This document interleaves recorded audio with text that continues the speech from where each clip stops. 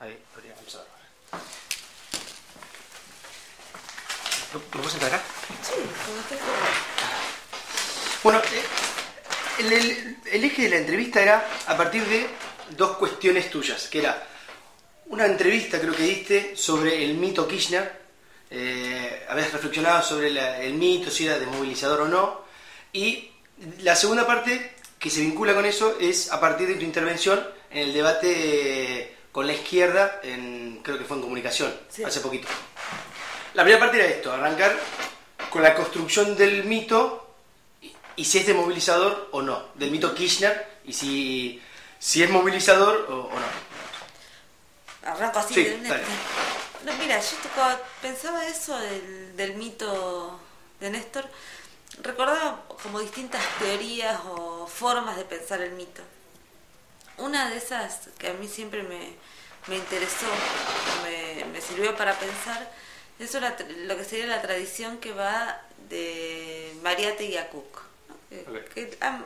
Pensando, o de Mariátegui, Gramsci, Cook, digamos, esa secuencia que tiene un costado muy soreliano en el pensamiento sobre el mito, es decir, que van hacia la filosofía de Sorel para buscar ahí la idea de que el mito es una suerte de imagen-fuerza central en la política, porque es el tipo de imágenes que provoca una adhesión sentimental y al mismo tiempo una voluntad de acción. Entonces, que esa forma del mito es algo que es inexcusable de la vida política, siempre lo tenés ahí en primer plano, y fundamentalmente está en primer plano en toda situación política que requiera voluntad subjetiva en relación a la transformación. Ese sería como un costado, una idea del mito que es una idea muy poderosa en relación a la política. Pero también el mito, como los mismos que mencioné recién sabían, tiene como el costado riesgoso, que es el costado de la fijación, que es el costado de su conversión litúrgica, ¿no? De convertirse en un hecho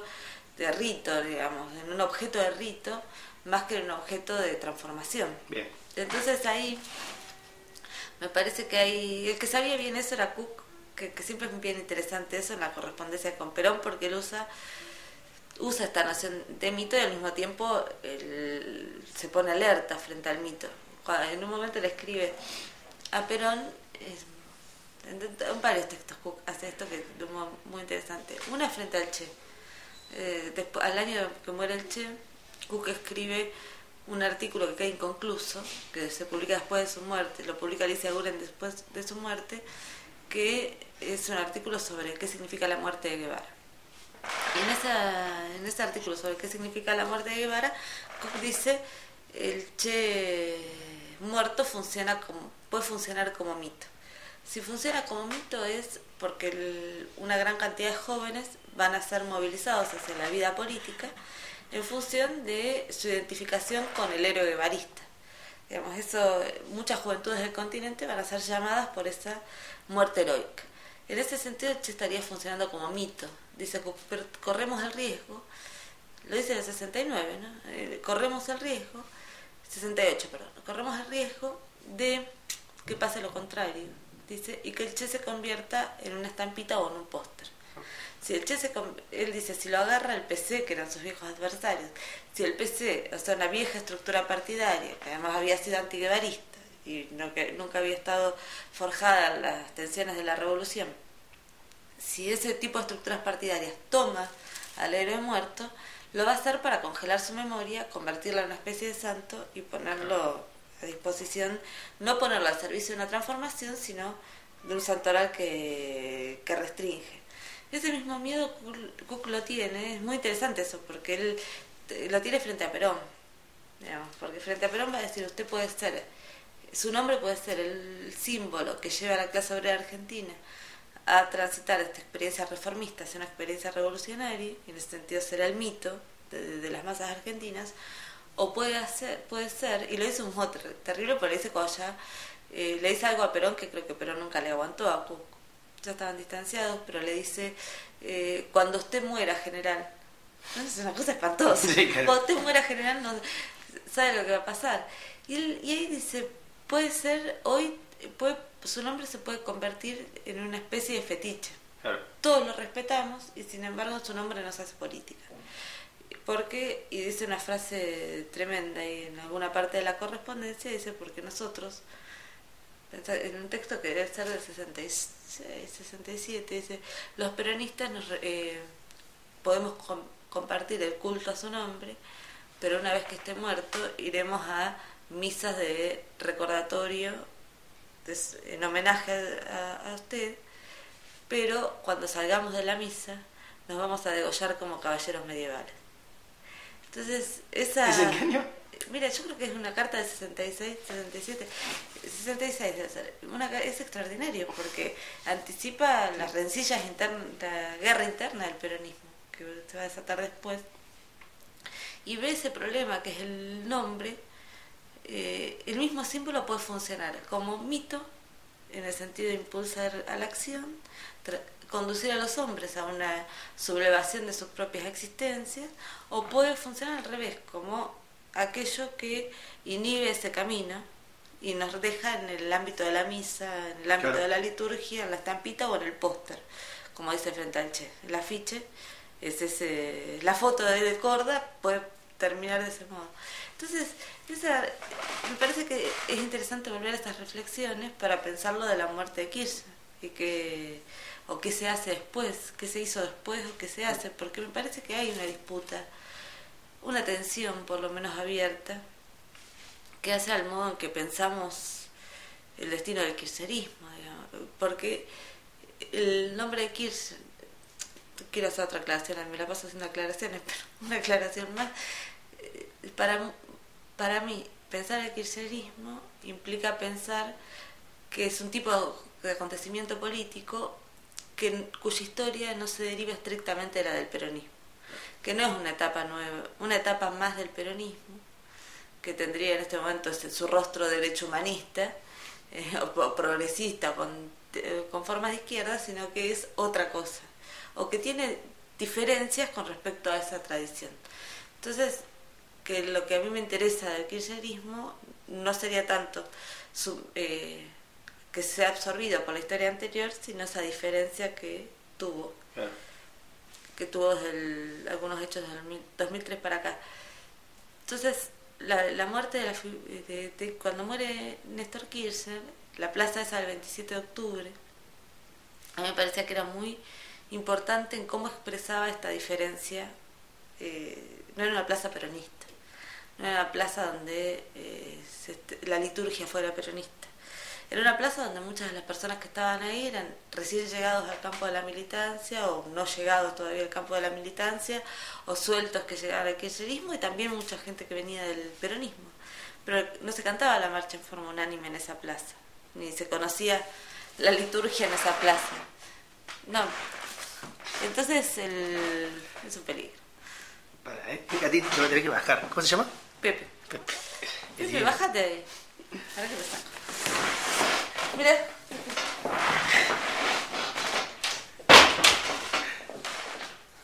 No, porque te iba a tirar la cámara. Dedicada,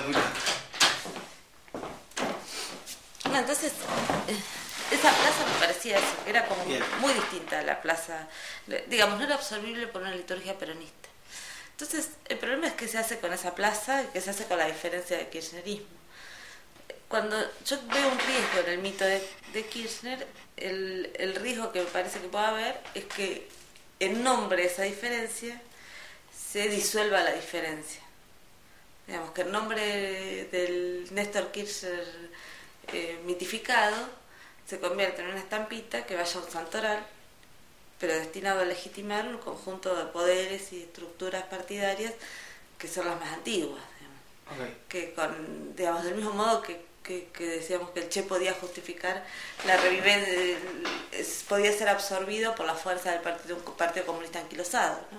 Me parece que con la figura de Néstor Kirchner en la forma del mito puede pasarnos lo mismo. Y hoy estaríamos en esa tensión entre un Kirchner movilizador de determinadas transformaciones y un Kirchner que puede ser utilizado para legitimar determinadas estructuras. ¿Ves que como estamos en esa tensión? Yo creo que sí, porque además a mí me parece que ni siquiera es una tensión que se pueda decir, que fuera tan fácil de decir, el Kirchner de la Cámpora es una cosa Claro. Y el de Levita es una cosa y el de Mario Ishii la otra. Pero si fuera así sería más o menos sencillo y correspondería a las lógicas de división dentro del peronismo, del movimiento nacional y popular, que tendría lógicas distintas con actores sociales definidos. Yo veo como más preocupante otra cosa, que no es, quizás uno tiene un lenguaje que tiende a decir lo viejo y lo nuevo como si fueran tan fáciles de diferenciar, que me parece más un problema de lógicas políticas, ¿no? Si, de lógicas y de hasta qué punto los actores políticos son capaces de sostener esa experimentación de la diferencia y esa apertura que significa. Entonces, el uso santificador o meramente legitimador de la figura del mito Kirchner puede ser tanto para Mario Ishii como para la Cámpora. Digamos, ese es me parece el problema, que ni siquiera lo podemos diferenciar, que no podemos decir que sea una tensión que corresponda a actores sociales distintos, políticos distintos, sino que es más como la tensión entre lógicas, ¿no? Que las mismas lógicas pueden estar en los distintos tipos de lógicas pueden estar en los mismos actores sociales. Ok. Lo traíamos a cuento el tema, porque igual me adelanto de lo que van a ser algunas preguntas posteriores, que tiene que ver con cierto mito, cierta construcción de un relato sobre el kirchnerismo, y si se quiere poniendo el acento, pero no solo en 678, en esta idea de el kirchnerismo como, o la etapa actual como, digo, la patria de la felicidad, como se llegó a un lugar de felicidad mayoritaria, de proceso democratizado, pero como que en algún punto es una etapa de cierre, como que estamos, la revolución ya realizada. Entonces, si no se corría el riesgo con el mito Kirchner, digo, de legitimar algunas políticas que se han tomado en este tiempo, pero no poder dar cuenta de todo lo que resta por hacer. Sí, me parece que es un miedo necesario, una advertencia necesaria la que estás planteando, en el sentido que todo mito, todo símbolo tan fuerte que funcione como mito, construye una suerte de impregnación, digamos, y por lo tanto eso que impregna, como una suerte de sello, ¿no?, sobre la historia, como algo que se fija. Entonces, me parece que si eso funciona como algo que dé por redimido lo que no está redimido, que me parece que sería el riesgo, o como una tradición tan autosuficiente cuya defensa o cuya reivindicación nos obliga a suspender las preguntas por la emancipación, digamos, en ese sentido el mito estaría cumpliendo una función más bien veladora, ¿no?, más bien ocultadora, más bien negadora de las posibilidades mismas de la política. En ese sentido, lo que decíamos al principio, más bien como una liturgia. Nos podemos juntar todos a recordar a Néstor, pero olvidando que cuando vamos caminando para ahí hay cantidades poseídas en la calle. Sí. Ese es algo no miramos para poder llegar a misa tranquilos. Me parece que esa es una alerta, lo que vos estás diciendo, es como una alerta muy necesaria a tener. Entre otras cosas porque el kirchnerismo, la valoración que podemos hacer del kirchnerismo es en tanto generó una serie de medidas de reparación social, pero esas medidas de reparación social, que son medidas que tienen que ver con también con el tipo de daño que había sufrido la vida argentina en los últimos, del 76 en adelante por lo menos, ¿no? Un tipo de daño muy destructivo al lazo social, de las vidas personales, de los sujetos, de destrucción de las lógicas laborales y de los barrios, digamos, todo eso que sabemos que fue la Argentina y que en Kirchner me parecía nombrado como el infierno. Claro. Estamos saliendo del infierno. Estamos saliendo del infierno, no es llegamos al paraíso. Estamos saliendo del infierno, se toman un conjunto de medidas que son de índole reparatoria para los daños más bruscos que ha producido la estadía en el infierno, pero de ahí a llegar a una instancia de redención o de emancipación o de igualación, el camino es muchísimo más largo, me parece, y es un camino que exigiría mucha más conflictividad social y voluntad transformadora de la que hay en muchos actores políticos. En ese sentido me parece que yo a veces tengo la impresión de que no es solo un problema de un movimiento político que pueda reconocerse como complacido en sus propios logros, como sería el ejercicio del kirchnerismo, sino también un problema de muchos otros actores, de todos los actores políticos, de no poder reabrir el horizonte de las cosas que se ponen en juego. Digamos, estamos en una situación muy rara, que es un gobierno, dos gobiernos, contando el de Cristina también, dos gobiernos que se han ido desplegando con una lógica de introducción de reformas que prácticamente en cada momento esas reformas lo sitúan a la izquierda de la sociedad. Entonces, en esa dinámica, también lo que resulta impresionante es el silencio, la impotencia de los otros actores sociales y políticos, de ponerle más cuestiones en juego, ¿no? De poner más cosas en juego. Entonces, me parece que todos podemos ser víctimas de esa ilusión de que las cosas están realizadas. Los que estamos más cerca del gobierno, los que están en contra del gobierno, los que están en el gobierno, digamos, y que el nombre de esa redención puede excusarse con el mito. Me parece que ese es un problema que corresponde a toda la esfera política de la Argentina.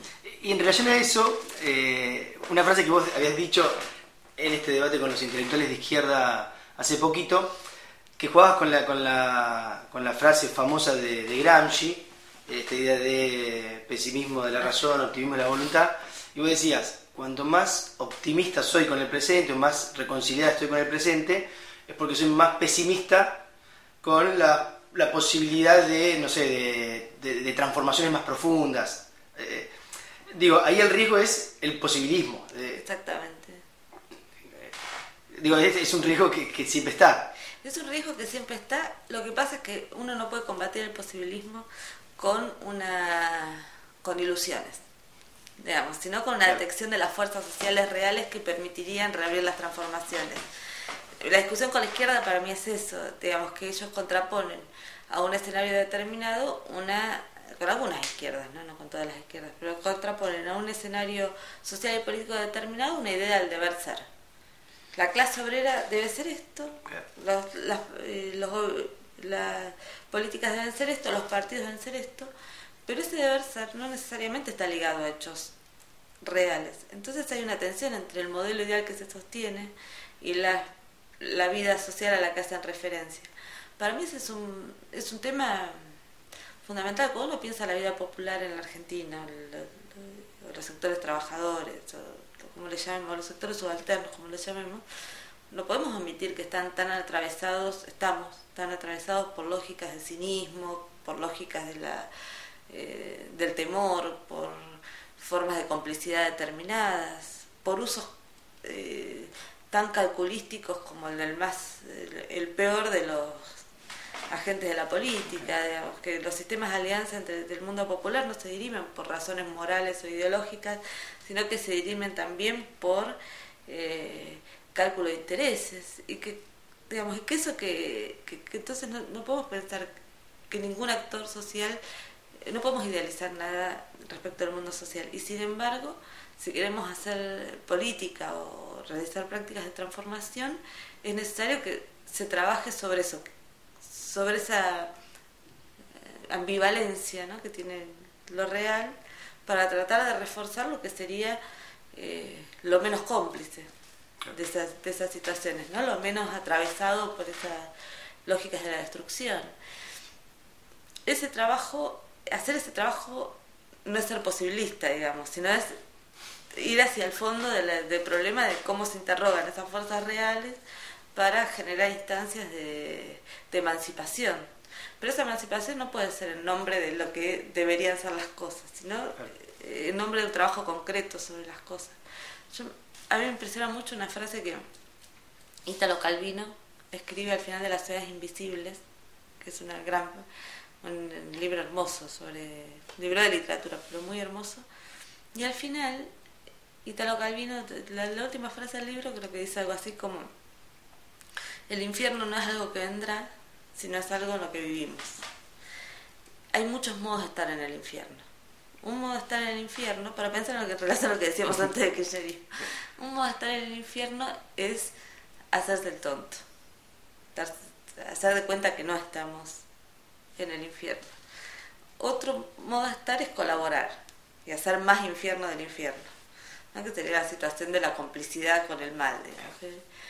Y hay otro modo, ese que es tratar de detectar qué cosas de no infierno, qué instantes o situaciones de no infierno hay en el infierno, y trabajar por expandirlas. Entonces, esa idea que a mí se me pareció una imagen extraordinaria.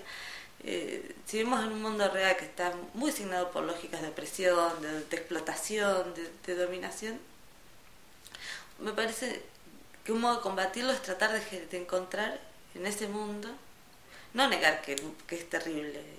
Digamos, no podríamos negar que la Argentina atraviesa desdichas muy, muy enormes. Claro. Y que todas las medidas reparatorias de justicia que se han intentado son menores al grado de esas desdichas. Pero me parece que un modo también de ligarse a ese mundo de desdichas es tratar de pensar cómo se amplían esas situaciones de emancipación, cómo se amplían esos instantes en las que el infierno es menos infierno, ¿no? Que me parece que es lo que hace mucha gente en la militancia territorial, en el mundo de las instituciones, como que es esa búsqueda de una búsqueda de intervención en lo concreto sin que eso digamos, y que probablemente el modo de esa intervención en lo concreto siempre tenga desde la perspectiva de una izquierda más que se atribuye las galas de la revolución, digamos, siempre tenga el carácter de reformista, digamos. Entonces yo tiendo a hacer una defensa de ese reformismo práctico antes que de la revolución teórica, ¿no? Pero porque me parece que esa revolución supone un tipo de sujetos que no están, y que supone que hay un tipo de proceso histórico que no está. Bueno, en esa charla decías que uno de los temas a tener en cuenta por la izquierda era precisamente asumir que no hay posibilidades concretas de una revolución, digamos, del fracaso de la revolución. Sí, pero yo tengo la impresión de que eso es la historia que la historia del siglo XX fundamentalmente, donde una historia que, si tomás, digamos, que atraviesa la revolución rusa fundamentalmente y la china, después más el intento de las distintas revoluciones, la cubana y las distintas revoluciones derrotadas que hubo. Luego eso es una historia donde se combina, por un lado, la situación efectiva de las derrotas de las revoluciones y la situación de la autoderrota de las revoluciones, digamos, donde incluso los procesos revolucionarios que en principio fueron triunfantes respecto de los grupos dominantes contra los cuales combatían, terminan deglutiendo sus propias fuerzas, ¿no? Y quizás Cuba es el que más preservó se mantuvo más fiel pese a todas las contradicciones internas al principio original que la sostuvo, también por la dimensión, por distintas lógicas, pero la historia de la URSS es una historia mucho más desgraciada, en cómo va destruyendo las propias fuerzas que constituyen su historia revolucionaria y sus propias potencialidades de reabrir las fuerzas democráticas a su interior. Lo mismo el caso de China, que termina constituyendo un capitalismo prácticamente esclavista respecto de los trabajadores. Entonces esa historia de las revoluciones y la condición de la tragedia del abismo argentino fundamentalmente, que es que lo que ocurre en Argentina del 76 al 83 no es, siempre tuve la impresión de que no es solo un paréntesis. En Argentina no hubo un paréntesis del 76 al 83. Hubo algo mucho más profundo en el sentido de generar como una especie de hiato de destrucción de la trama social, ¿no? Que el tipo de lógica que se instaura de los campos, la desaparición de personas y el terrorismo de Estado en general no produce solo una interrupción de las lógicas militantes, sino que destruye la vida misma de la solidaridad social, cambia como la ética del conjunto de la vida social, y que a partir del 76 y de ese tipo de gravísima derrota que viven los movimientos insurgentes argentinos, no solo los armados, sino toda la insurgencia, toda la insumisión social, digamos, que es destrozada en los años por la lógica de los campos, que lo que ocurre en Argentina a partir de ahí es una privación del horizonte de la revolución. Ya después del 83 y en consonancia con lo que ocurre en el resto del mundo también con los regímenes socialistas y herederos de las revoluciones, no hay en el horizonte político una apertura revolucionaria. Eso empieza a ser casi como un objeto de museo, digamos, que no lo termina de creer nadie del todo. Por eso, cuando discuto con la izquierda, me interesa otro momento de la izquierda que siempre me parece sumamente valioso, que es el clasismo y la lógica de trabajo dentro de los espacios laborales, digamos, que eso tiene un interés mucho mayor que enlazar eso, que sería una situación casi micropolítica, que enlazar eso a un horizonte que no está, que realmente no está ni siquiera en la perspectiva de esos mismos actores. Entonces me parece que esa idea, quizás el que más había desplegado esa idea del fin de la revolución para pensar en los últimos años había sido Nicolás Casullo y todo el grupo de la revista Confines, ¿no? Foster, Kaufman, ellos venían pensando mucho esta idea de que había que pensar la política fuera del plano de la revolución, que estábamos en una situación en la que la política ya no podía ser asociada a la revolución, y eso diferenciaba mucho con los años 70 la vida política, pero también porque la vuelve más laica, la vuelve más menos entusiasmante también, digamos, claro. Porque es difícil decir que uno apoya así, fenómenos políticos reformistas, reparatorios. Es mucho más interesante la idea de que uno liga lo que está haciendo, a lo que piensa, a las figuras mitológicas de los 70, ¿no? Porque esto que veníamos charlando, se necesita para lograr una serie de transformaciones la movilización de amplísimos sectores de la sociedad. No solo es responsabilidad del kirchnerismo, sino de todo el conjunto de la vida colectiva del país. Para que esos sectores se movilicen, uno se moviliza, en nombre de grandes valores, de grandes ideas, y la ausencia de la revolución como gran valor o gran idea, no sé si imposibilita, pero obstaculiza esa movilización popular necesaria. Bueno, yo tengo como una duda con eso, porque a mí me parece que uno de los problemas que tenemos en esto que llamamos kirchnerismo, es que siempre fue capaz de generar hechos importantes, como relevantes y transformadores, y tuvo muy poco arsenal discursivo y simbólico para realizarlo. Tuvo poco relato el kirchnerismo. Mira, aparte, todo lo contrario que se le suele criticar. Yo tengo la impresión de que es un mundo como en principio que tuvo como pocos símbolos en juego en eso que ponía, en eso que hacía con los hechos. Y como no los tuvo, fue a los 70 a buscarlo. Entonces lo que hizo el kirchnerismo fue usar una mitología de los 70, una lengua de los 70, para hablar de hechos que son del siglo XXI. Que no es un problema de anacronismo, no sería un problema de que son de vejez, sino que es un problema de que cuando uno hace ese movimiento, y lo que tiene atrás es el momento previo a la derrota, y lo que tiene atrás son símbolos que provienen de un momento revolucionario, para usarlos en un horizonte sin revolución, y para apelar a movimientos que son reparatorios o reformistas, pero no revolucionarios, la relación entre hechos y símbolos queda muy desajustada. Entonces, para mí, esa dislocación entre hechos y símbolos que queda desajustada, o hechos y mitologías, digamos, o creencias, que queda tan desajustada, es lo que abre toda la discusión sobre la impostura. Abre toda la discusión sobre, estos tipos se hacen los que están intentando la igualdad por la que habían luchado los movimientos insurgentes en los 70, pero en realidad lo único que hacen es evitar que los pibes se mueran de hambre otorgando la asignación universal por hijo. Pero lo hacen con aquel lenguaje. Entonces, reconocería que en parte que estás de acuerdo con habría que complejizar, pero con la idea de impostura. No, es como, más que estar de acuerdo, entiendo la lógica que lo lleva a sostener esa idea. Porque me parece que porque para mí sería necesario volver más laico el lenguaje con el que hablamos de esos hechos.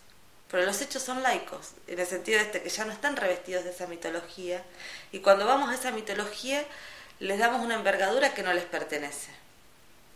Digamos, que los vuelve, que les queda como una ropa grande, ¿viste? Entonces, para mí sería interesante como constituir, que se pueda constituir un relato de esta época para el kirchnerismo y para los hechos del kirchnerismo. Y en todo caso una mitología de esta época. Por eso es tan interesante lo que pasa alrededor de la figura de Néstor y tan interesante los movimientos de dramatización que hace Cristina frente a eso. Porque pone, hoy la escuchaba un rato y hay algo en ella que es reconstituir el momento sentimental, melodramático de un vínculo, ¿no? Poner ese vínculo en relación a una saga histórica y pensar que los muertos de la Argentina, ¿no? De los patriotas que han perdido su vida en función de la Argentina.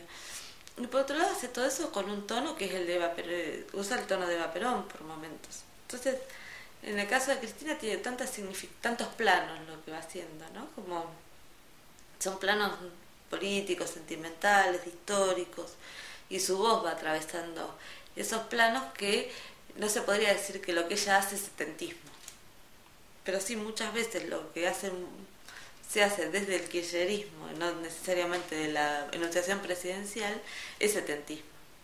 Y me parece que el setentismo tiene ese problema de no terminar de resultar ajustado a los hechos. Y eso, por eso decía, me parece interesante como aparece una posibilidad de mitología más de nuestra época, ¿no? Claro. Más algo que pueda, digamos, que pueda enunciarse después que ya pasamos por Capusotto, digamos. Pero si no... pero igual esa producción simbólica del kirchnerismo sacada de los 70 sí ha logrado convocar, conmover a miles de jóvenes y a generar una gran épica, digamos, una gran mística. Eso ha funcionado por lo pronto para que miles y miles de jóvenes se movilicen creyendo, lo digo como parte de ese proceso, bueno, que se está haciendo parte de grandes transformaciones. En parte los símbolos sí han funcionado, por lo menos para movilizar a miles de jóvenes. Sí, lo que pasa es que también para mí esa movilización, ¿se movilizan solo por esos símbolos los jóvenes? ¿O esos jóvenes, digamos, se movilizan por la memoria de los 70 o se movilizan también porque fueron muchos de los chicos que vivieron en el 2001 con entusiasmo y dramatismo a la vez? O porque, digamos, me parece que solo, son muchas las sensibilidades que confluyen el kirchnerismo y no necesariamente todas son interpeladas por los 70.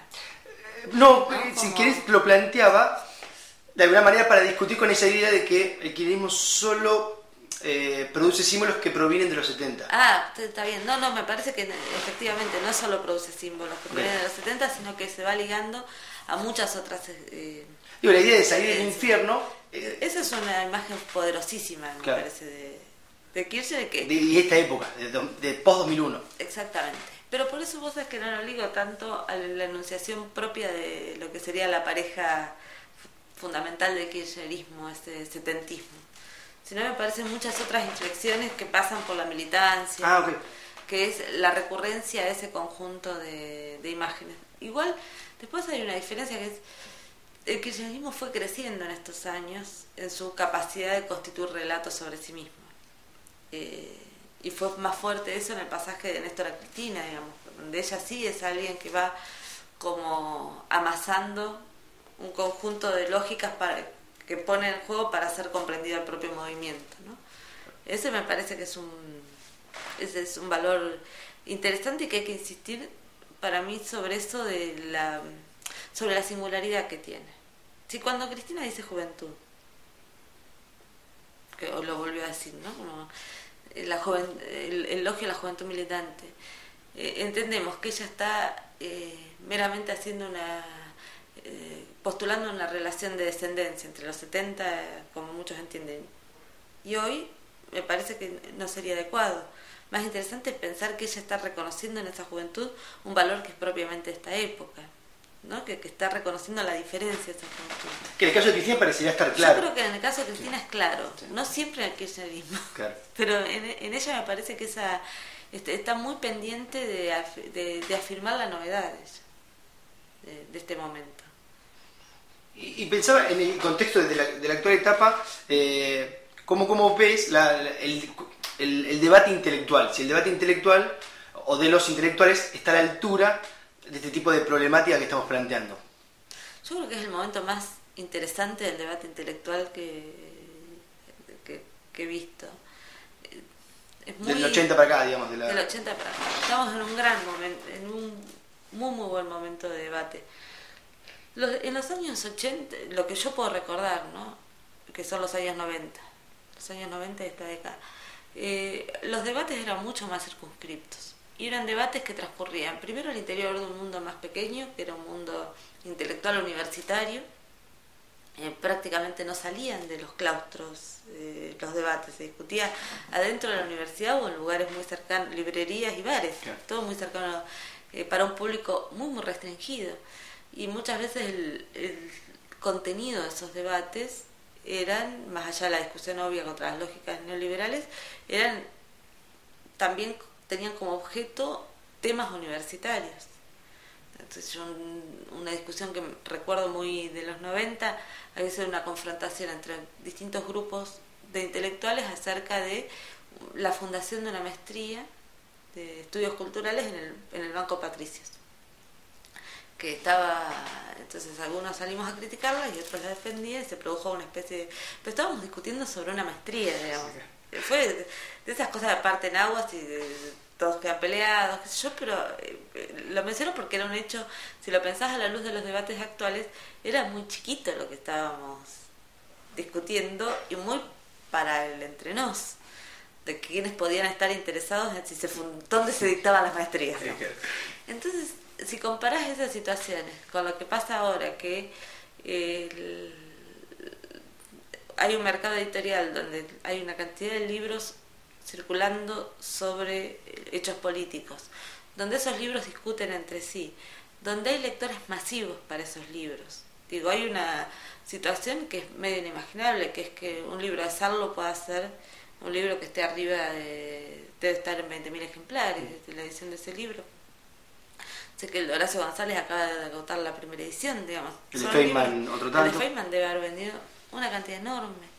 Es rarísima esta situación donde hay un nivel de polémica pública y donde hay mucha gente que no proviene de los circuitos intelectuales que están leyendo libros explícitamente argumentativos y donde la televisión, que es el reino de lo masivo por excelencia, interviene en el debate. Eso me parece que es una situación de lo más interesante que se puede dar y que exige mucho. Digamos, exige mucho porque muestra otro aspecto que creo que es muy central y muy prometedor de la vida política argentina contemporánea, que es la idea de que las cosas merecen, y los hechos políticos merecen una reflexión, y donde hay un conjunto de dirigentes políticos, funcionarios, etcétera, que están muy atentos a esa reflexión, ¿no? Muy atentos al trabajo con los conceptos en el sentido más fuerte, ¿no? Eso es raro, ni siquiera ocurrió en los 80 con Alfonsín eso, donde estaba el grupo Esmeralda, que era como el grupo de intelectuales que acompañaba al alfonsinismo, que llega a escribirle el discurso del Parque Norte, digamos, pero donde no había, una cosa es que funcionen como asesores, y otro me parece lo que ocurre ahora, que hay una porosidad mucho más fuerte como una contaminación, ¿no? En el buen sentido, contaminación entre campos políticos e intelectuales en un lado y otro, ¿no? Y en relación a eso, que tiene que ver también con esto que se habla de la política otra vez en el centro de la escena, ¿coincide con lo que dice Beatriz Sarlo, esta idea de todo bien, ella aceptaría en parte lo que venimos planteando, pero en definitiva es algo que le afecta a un porcentaje ínfimo de la sociedad? Lo dijo en C78, lo dijo cuando habló con nosotros, que a veces nosotros sobreestimamos el lugar que tienen este tipo de debates en la vida colectiva más amplia del país. Yo creo que ahí se equivoca mucho Beatriz. Se equivoca en un sentido, no sé si esto se puede dirimir con estadísticas o no, pero creo que no. Pero sí, hay una percepción que es una percepción, te diría, de la calle, de andar en la calle nada más, o hablar con familiares o con gente del barrio, que es se está discutiendo la política en todos lados. Hay una atención hacia la política mucho más fuerte que en otros momentos. Hay una reposición de la discusión que no estaba dada previamente. En la barrapa, en el gimnasio, digamos, en los puntos del barrio donde se está hablando más de política que de bailando por un sueño. Mal o bien, con opiniones adversas, no importa eso. Pero hay un interés que está mucho más capilarmente instalado en la sociedad por la vida política. Yo creo que cuando Beatriz Cerlo dice eso, dice somos poco, es poco y se está sobreestimando, es porque ella está trabajando sobre una idea de política que no es la misma que yo estaría usando en este caso. Ella está pensando en una idea de política y una idea de interés por la política, en la que el interés por la política llevaría al seguimiento de un conjunto de argumentaciones, de un conjunto de posiciones que se expresan, por ejemplo, en las columnas de opinión de los diarios. Entonces ella dice, si no sos lector de diarios, sí, por lo menos de las 3 o 4 columnistas importantes que hay en el país, es que no estás discutiendo política. Entonces, la señora que discute política en el barrio porque vio solo 678 o porque escuchó Radio Mitra en la mañana, no sería parte de esos que están interesados en la política. Pero me parece que está usando una idea de política y de interés por la política que es muy restringido a una suerte de, casi te diría a una suerte de élite que puede disponer de los instrumentos culturales y de los incluso de la disposición de un tiempo que la ejercita en cierto tipo de debates y cierto tipo de cierto modo de sopesar los argumentos, etcétera. Pero si aceptamos una idea de política más plebeya, digamos, donde los accesos a la información política son más variados, donde son más episódicos y más fragmentados, y donde alguien puede estar hablando de política también cuando analiza la ropa de la presidenta, digamos, o el modo en que llora su marido muerto, digamos. Entonces, si aceptamos esa idea de política, esa otra idea de política de acceso, son muchos millones los que están involucrados en la vida política, los que están entusiasmados o los que están enfáticamente críticos, pero yo diría que es un nivel de politización muy alta. Hoy es difícil en Argentina, desde el 2008 para acá, ¿no? Desde el 125 para acá, imaginar reuniones que estén amistosas, familiares o festivas, que estén privadas de algún momento de discusión política. Sí. Aparece, digamos, eso aparece. Cuando eso aparece en lo cotidiano, no podemos decir que si los que están en esa discusión no leyeron Morales sola a la mañana, no están interesados por la política. Y la producción la producción de tantos libros sobre Kirchner, ¿cómo han jugado en lo que charlábamos al principio, en la construcción de ese mito Kirchner? Yo pensaba, no leíste justo el de Feynman, que te quería preguntar sobre eso, porque yo pensaba, tanto el libro de Feynman como el de Horacio González, de alguna manera aportaban para construir un mito de Kirchner mucho más complejo. Digo, Horacio González propone una serie de reflexiones incluso sobre el Kirchner hotelero, digamos. En el caso de Feynman, en algún momento también sobre el Kirchner muy pragmático, capaz de con un mapa resolver las alianzas de determinado distrito diciendo, no sé, el más barato, compremos el más barato, que de alguna manera aportaban otro rostro a Kirchner, el Kirchner ultra pragmático. ¿Cómo ves que están participando esas producciones editoriales, teóricas, en relación al mito Kirchner? Bueno, me parece que siempre hay algo que hace a la vida del mito, a la figura de un mito, que es cómo funciona. A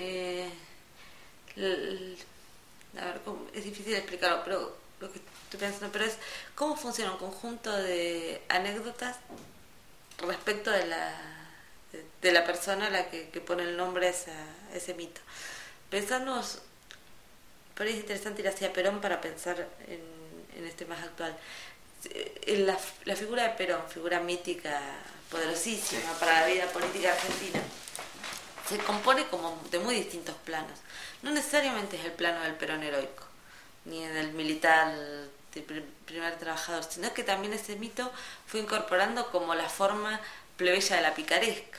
Entonces mucho anecdotario de Perón sirvió para constituir una forma del mito más compleja y más contundente que la pura estampita, ¿no? Entonces, cuando me contabas esto de Feynman, se podría pensar lo mismo, ¿no? Incluso eso que se le podría criticar en función de un mito o de una leyenda heroica, que sería el juego con el mapa para definir un campo de alianzas. En la recuperación el mito es mucho más capaz de deglutir cosas, ¿no? La forma del mito, por lo tanto es mucho más capaz de incorporar cualquier tipo de anécdotas a funcionar en forma de esa picaresca, ¿no? De esa astucia que le señalan sus críticos. Horacio González en el libro hay un momento que dice algo que me parece muy interesante para pensar esto, que es, Horacio dice, la vida de Néstor Kirchner no era una vida impura, algo así dice, era una vida impura, o sea, no era apropiada para una geografía, porque las geografías son las vidas de santos, son las leyendas morales.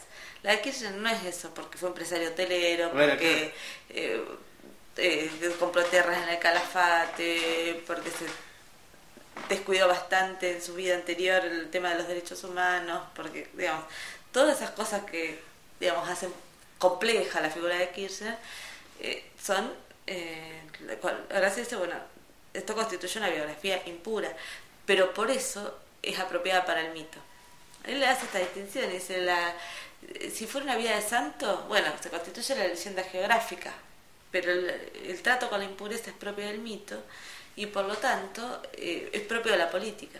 Claro. Entonces encuentra ahí la fuerza, ¿viste? Cuando va desplegando como esas facetas, encuentra ahí la fuerza del mito Kirchner, como me parece que la encontró en otros libros sobre el mito Perón, ¿no?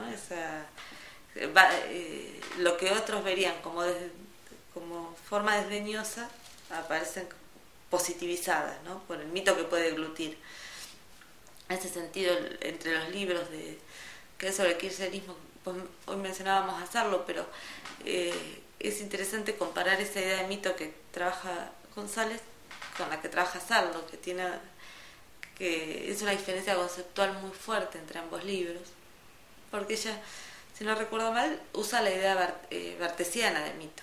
Entonces también usa la categoría mito, no en ese sentido más gramsciano que lo trabaja Horacio González, sino que ella lo usa en el sentido bartesiano, donde en el sentido bartesiano el mito es más algo que niega la historicidad. El mito claro. Es algo que se pone una suerte de una imagen o un símbolo como eterno o como transhistórico y por lo tanto oculta sus fuentes de historicidad. Entonces el mito siempre sería lo contrario a la política para hacerlo, porque la política es el movimiento que nos repone la historia. Claro. Me parece que ahí, pero está buenísimo que estemos en un momento donde los libros juegan con el mito y al mismo tiempo analizan el mito, ¿no? Claro. Perdón, antes sí. ¿Querés tomar algo? Que yo no te dije nada. ¿Querés un cafecito, un mate, algo? Bueno, mate, sí. ¿Sí? Pasa aquí.